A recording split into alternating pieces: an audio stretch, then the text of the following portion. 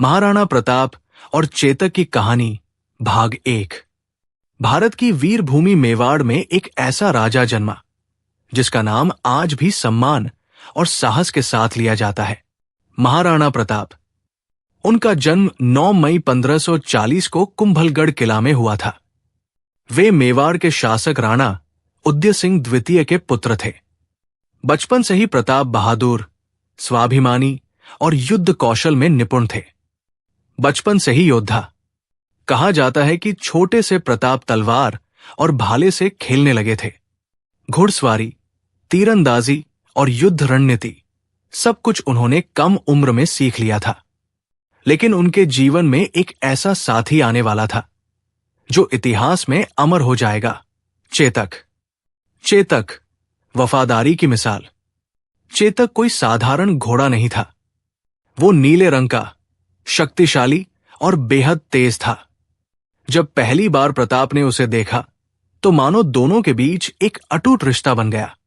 चेतक सिर्फ घोड़ा नहीं था, वो प्रताप का मित्र, रक्षक और युद्ध का सच्चा साथी था। संघर्ष की शुरुआत। उस समय भारत में मुगल सम्राट अकबर का शासन फैल रहा था। कई राजाओं ने अकबर की अधीनता स्वीकार कर ली, लेकिन महाराणा प्रताप ने झुकना स्वीकार नहीं किया। यही से शुरू हुआ स्वाभिमान और आजादी की रक्षा का संघर्ष। आने वाले समय में यही संघर्ष इतिहास की सबसे प्रसिद्ध लड़ाइयों में बदलने वाला था, हल्दी घाटी का युद्ध। लेकिन उस महान युद्ध की कहानी हम जानेंगे भाग 2 में। महाराणा प्रताप और चेतक की कहानी भाग 2। साल 1576। मेवाड़ की धरती पर युद्ध के बादल मंडरा रहे थे। दिल्ली के सम्राट अकबर ने मेवाड़ को अपने अधीन करने के लिए विशाल सेना भेजी। इस सेना का नेतृत्व कर रहे थे आमेर के राजा मान सिंह प्रथम। महाराणा प्रताप ने झुकने से इनकार कर दिया। और फिर आया वो दिन, 18 जून 1576, हल्दी घाटी का युद्ध। राजस्थान की अरावली पहाड़ियों के बीच स्थित हल्दी घाटी का मैदान। दोनों सेनाएं आमने सामने थी। एक तरफ मुगलों की विशाल सेना, दूसरी तरफ मेवाड़ के वीर सैनिक, और उनके अग्रभाग में थे महाराणा प्रताप अपने प्रिय घोड़े चेतक पर सवार। चेतक का शरीर नीले रंग का कवच पहने चमक रहा था। उसकी आंखों में भी वही ज्वाला थी जो प्रताप की आंखों में थी। चेतक का अद्भुत साहस। युद्ध शुरू हुआ। तलवारों की टकराहट, घोड़ों की टापें, रणभेरी की आवाज। महाराणा प्रताप सीधे दुश्मन के सेनापति की ओर बढ़े। कहा जाता है कि चेतक ने दुश्मन के हाथी पर छलांग लगा दी जिस पर मान सिंह सवार थे। वो क्षण इतना अद्भुत था कि दुश्मन भी दंग रह गया। लेकिन युद्ध आसान नहीं था। मुगल सेना संख्या में बहुत बड़ी थी।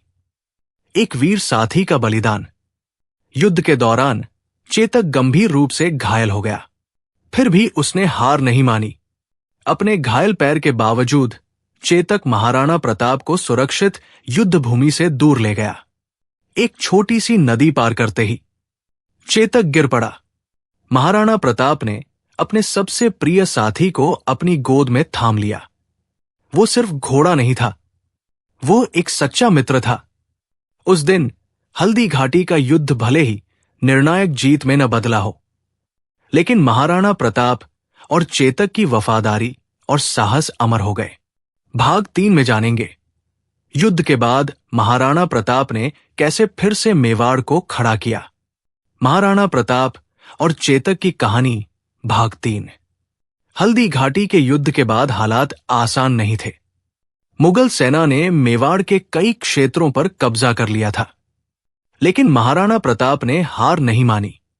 जंगलों में संघर्ष का जीवन। महाराणा प्रताप अपने परिवार और कुछ वफादार सैनिकों के साथ अरावली की पहाड़ियों और घने जंगलों में रहने लगे।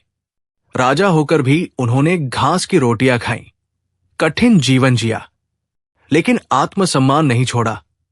कहा जाता है कि एक दिन उनकी छोटी बेटी भूख से रो रही थी।